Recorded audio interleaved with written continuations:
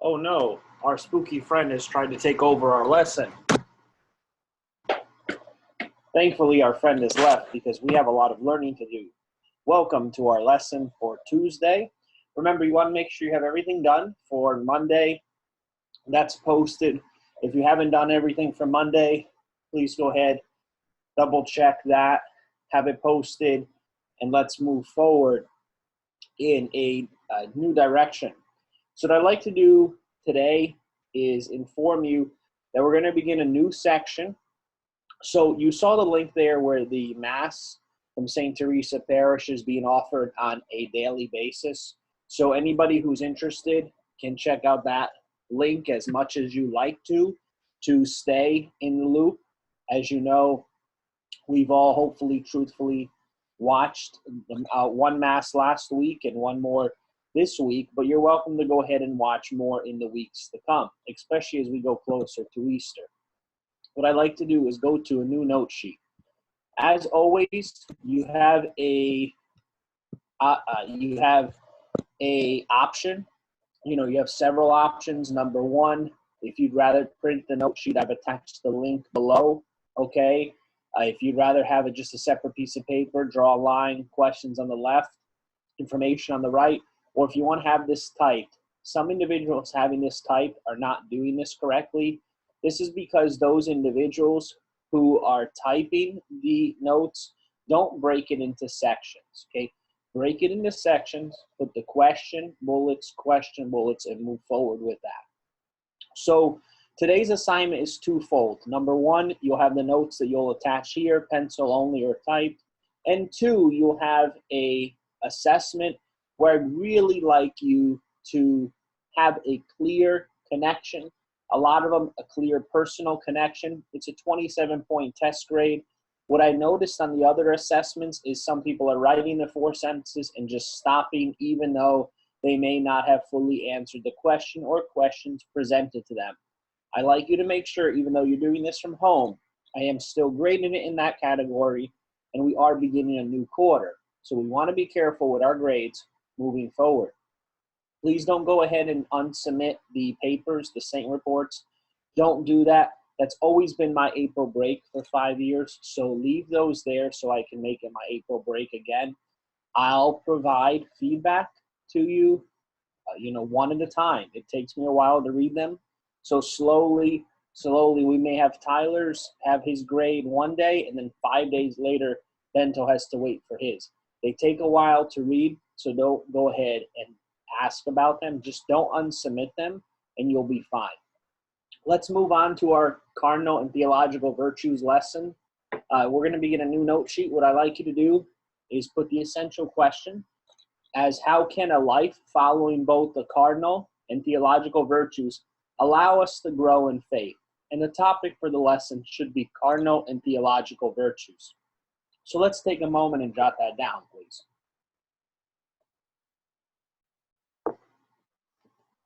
Okay, what are the theological and cardinal virtues on the left? What are the theological and cardinal virtues on the left?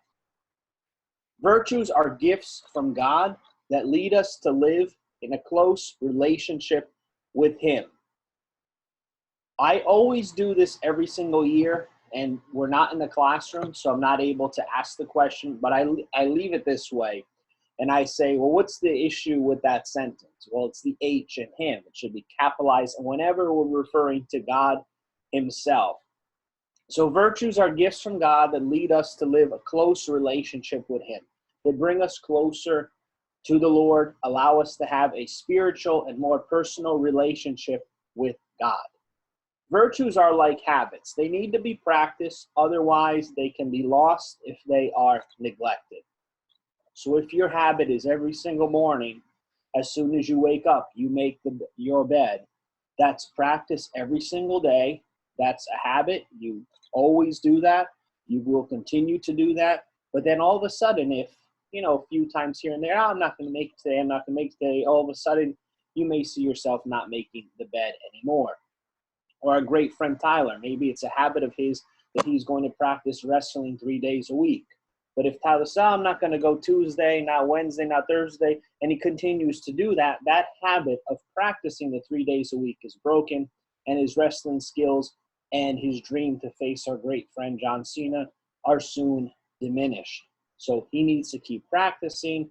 That is his habit, right? Virtues are like habits, and they're practiced. And they're lost if they are neglected. The three most important virtues, I would highlight or star this one.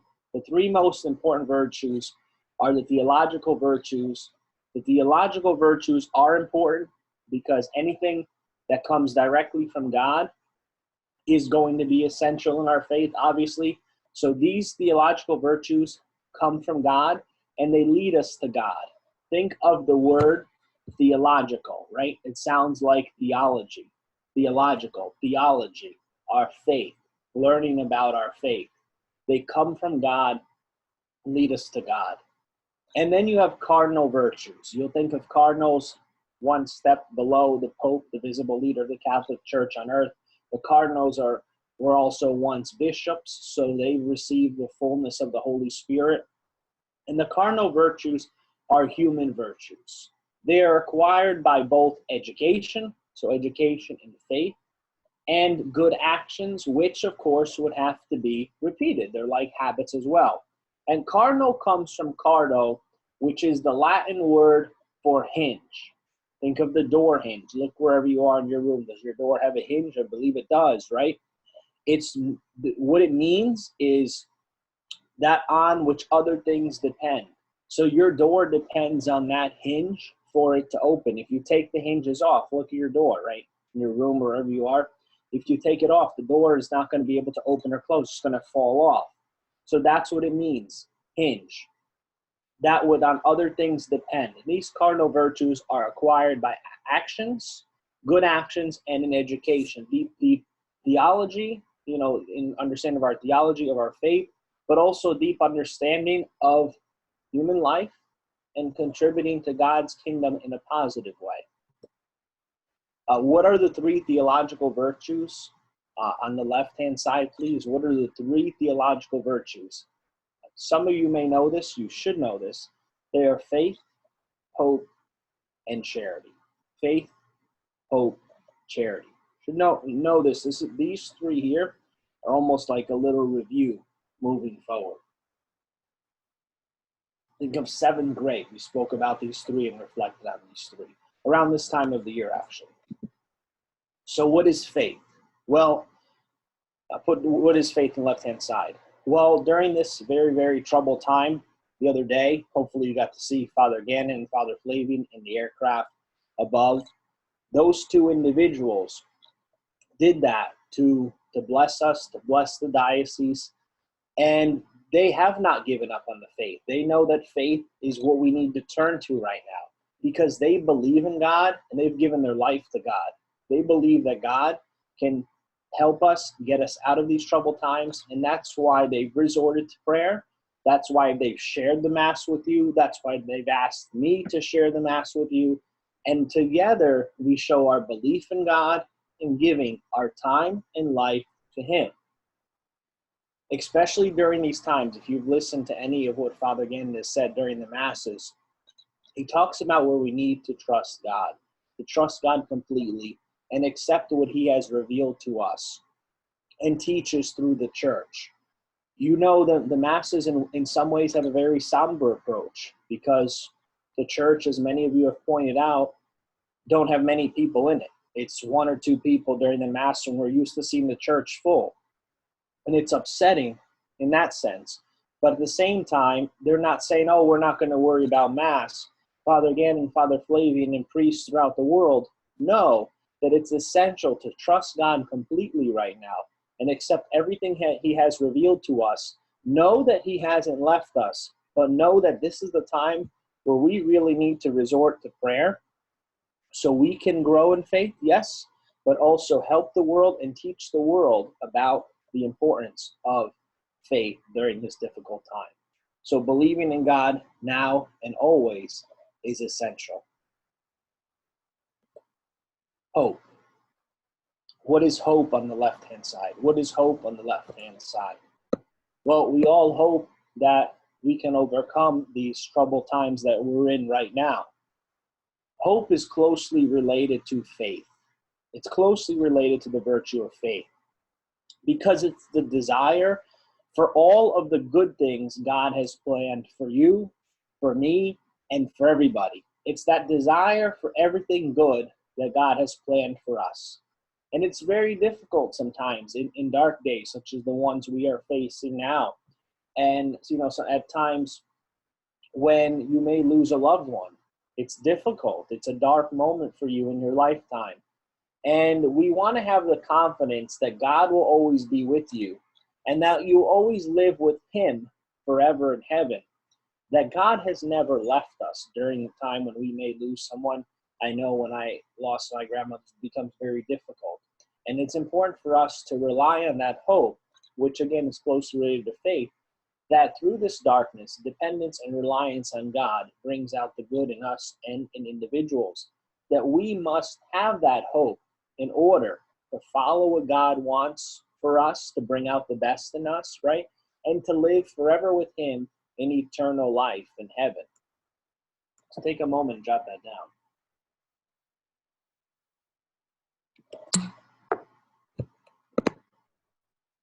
What is love? What is love/charity? What is love/charity? Well, charity leads us to love God above all things and to love our neighbor as ourself. And love is more than just a feeling, right? Bento might say, oh, I love my silly device. I love that. Or Tyler might say, I love wrestling, right? Or Gabriella might say, I love dancing. Or our friend Jason might say, I love going to church. I love learning about the saints, right? Well, love is more than just a feeling. Love is more than just that, because sometimes we use love a lot. Gabriella might text somebody, oh, I love that what you just said. Or Rachel might say, oh, I love to see that film, right? Love tends to be a word that's thrown around very, very loosely, and it comes and goes. But love should be more than just a feeling, should be more than just a word. It is the way you think about God and act towards him. So I've seen on the news where this virtue has been used so much in the present day. You have kids a little older than you, not by much, who are going around and picking up grocery orders for individuals who are older, who are in their 70s, 80s, who may have some underlying health problems too that don't want to come out and risk coming out right now. And you have these younger people who are willing to go around and without any money, pick up the groceries that they need, right? The older person would pay for them. They pick it up for them and they leave them there on their door, expecting nothing in return other than just to pay for the grocery bill that they would have, anyhow. So that's to show this great love, this charity. And those individuals, some of you may have seen it if you watch News 12, there's been several stories recently where these young people are helping them with nothing in return other than just showing these good deeds, which is living that life of Christ, whether they say that on the news or not, right, which they tend not to, but they are showing the true goodness of God, of Christ, in the present day, in these dark times. And how can we help individuals, right? How can we love individuals during these days and during other times, at times of peace as well? Think about these virtues and how you can apply them. It is essential to our deep understanding. On the left, please jot down, what are the cardinal virtues? What are the cardinal virtues? And on the right, you can jot down prudence, justice, fortitude, and temperance. Prudence, justice, fortitude, and temperance. What is prudence? What is prudence on the left-hand side? Well, prudence helps you decide what is good, and then you choose to do it. It leads you to stop and think before you act. Prudence allows us to stop and think before we act. We have some photographs here, and there's reasoning to why we have them. Because sometimes when we send a message on our silly device, we might type something, send it, and oh, wait a minute, I should have thought for a moment. Did I really just send that to all those people? Did I really just say that to him? Did I really just tell her that? And all of a sudden, you realize that you caught yourself, because it's so easy, and some of you type very quickly on here during different, using different applications. And a lot of times we don't stop and think before we act. What if Mr. A saw the messages? What if Father Gannon saw the pictures? Would that be okay? Would they be wonderful, that we appreciate? Wow, look how nice. Or would it be something that we should have stopped and thought before we wrote that or posted that or said that? Because even though you delete the text or delete the post, you have to be aware, and I'm sure many of you know this, some of you hopefully will begin to realize this, that you never can actually truly delete it. There's always someone who may screenshot it, always someone who may keep the photograph or keep the message, or somewhere online it still exists. So we always want to make sure that we decide what's good and then choose to do it. So we can set a great example of ourselves, okay, and move into growing older with that prudence, with the virtue of prudence, to realize we should stop and think before we. It tends to be nowadays, especially with younger individuals such as you all, to write or to post. There's the picture of the Oreos, because sometimes we have individuals who will go ahead during snack time, during yearbook, after a while, say, oh, my stomach hurts, I don't feel good. Well, what happened? Oh, I ate all the Oreos, I drank all the iced tea. I had one individual once, my first couple years of teaching, he had so many Oreos and so much iced tea that he actually, during one of our Christmas gatherings, that's when we were still able to have food in the classroom, as long as there was supervision, another school, a while ago. He ate so much that he had to go home. He was so sick and unable to stand up, because he didn't stop and think. He was just enjoying himself, having a great time, but he consumed too much, and it turned into this something that he was so happy, but then he was so miserable because he didn't stop and think before he acted. We have our nation's president, who sometimes we may see, and there's been many individuals throughout history, so I don't want this to get political, but may say something where we may say, well, maybe he or other individuals in politics or individuals on television should really stop and think before they say something. You have a photograph of our great friend, Senator Richard Blumenthal. Some of you may know that Senator Richard Blumenthal for many years said that he was a great Vietnam War hero. And a few years ago, it came out that he actually was never in Vietnam. He was in the reserves, but not in combat, as he had said for many years. And he was, he's done so much good for our state. We appreciate him and his great legacy. But it was almost embarrassing and diminishing.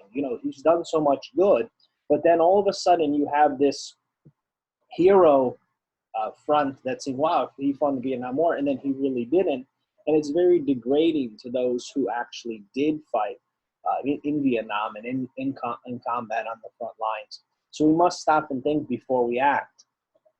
I have a little picture. It says, attention, no sagging, because again, going back to one of my first years of teaching, I had a classroom with windows that saw right outside, and there was a door there too. And one individual, he's walking around, and he's acting funny. School has just ended, and he's showing how cool he is, and he's showing off. And all of a sudden, he's walking around, not realizing that the administration, myself, and other teachers can see him from the room, because when school is dismissed, she's talking about a school of 600 or so middle school kids, all bell rings, everybody runs out, they leave, his pants are sagging, he's walking around, he's singing a song, he's pretending to be a rapper, and they're filming him. Then all of a sudden, myself and the assistant principal come outside, we say his name, and that's all we need to say, and you see this kid run so fast, and we did not see him till Monday. That was on a Friday, and he never wanted to pretend almost like it didn't happen.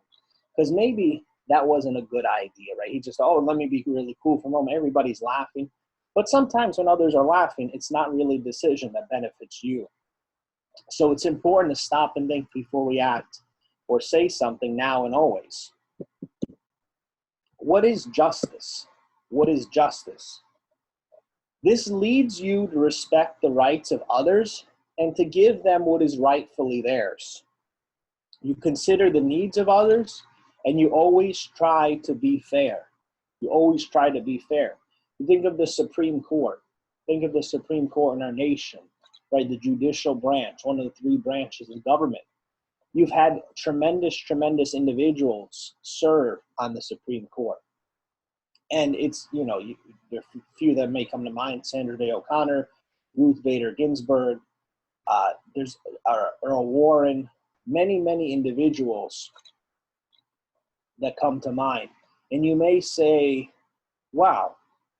And you look at the cases and you realize what they did in the sense of the needs of people. I've attached a clip here for you to watch on Justice Ruth Bader Ginsburg, and how she's gone ahead and brought justice to this world through our nation for many, many years. And you look at not just those individuals on the Supreme Court, but individuals especially in leadership roles too. The other day, you see where the Senate, the Congress, had to vote to see if there should be a relief bill, to agree on this relief bill for these individuals throughout the country that are struggling. And it's looked at on the basis of the needs of the people in the country.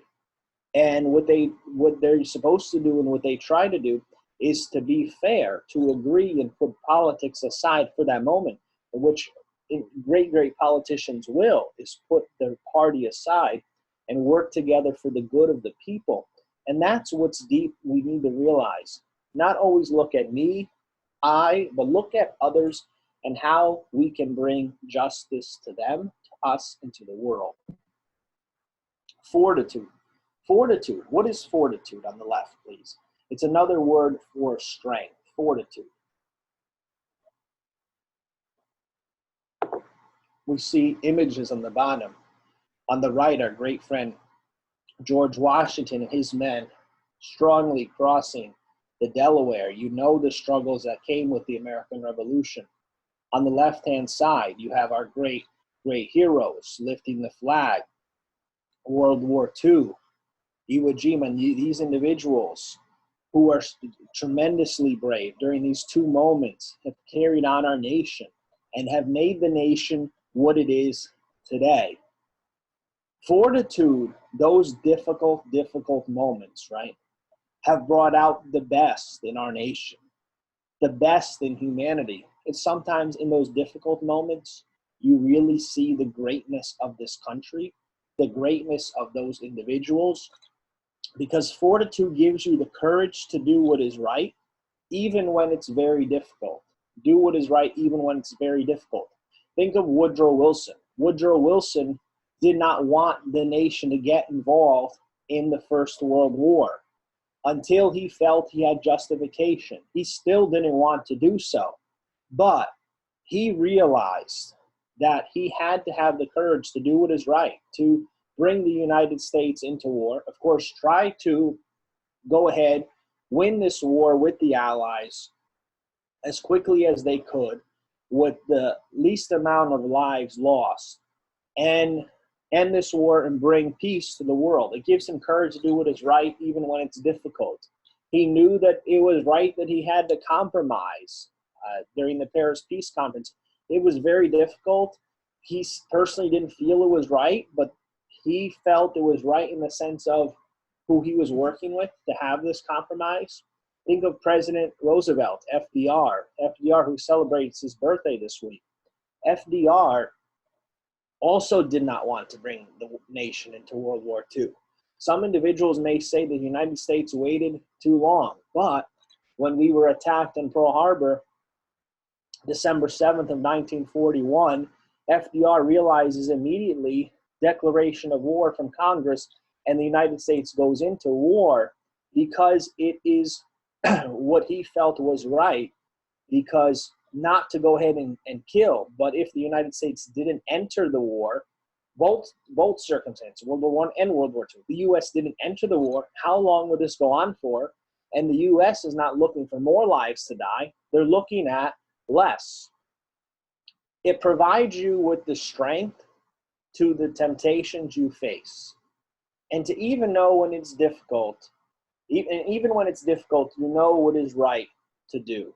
Think of fortitude, how you could apply it to your life. How can you have strength when Many friends are saying, yeah, you can do this. Nobody will know. Don't worry about that. I'm not going to tell mom. Or, yeah, post the picture. It's fine. Or do this. Especially as we grow older next few years, we may realize that it's not the right thing to do. But I'll do once, couple times. Nobody knows, because you feel a lot of pressure, a lot of peer pressure to do something. And it becomes a difficult moment for you. But it's important for us to realize that fortitude comes in the most difficult moments. Fortitude doesn't come when everything is going perfectly. Fortitude comes when you need strength to overcome temptation and choose what is right, as opposed to just going along with your friends, with individuals just because it's cool. You'll realize as you get older that cool image doesn't really matter anymore. But what matters is who you truly are and who you truly have become. So take a moment, do jot that down.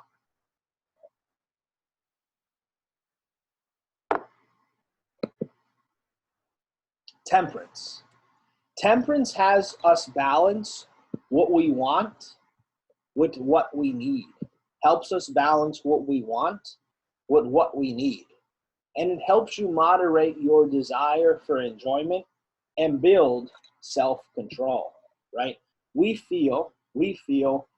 need our silly device. We need that, right? We definitely. Well, I know in today's society how much has evolved. It's shocking to many when I tell you I did not have one of these until I was a junior in high school. And they did come out, and many people were getting, oh, you should get one too. I don't care. And I ended up getting one towards the end of high school and having that, but never really making that a priority, because what you see the silly devices here, the old ones, the flip phones, that's what we had, obviously. They don't have all the applications that you all have today. But you might say, oh, I got to go on here, keep my streak.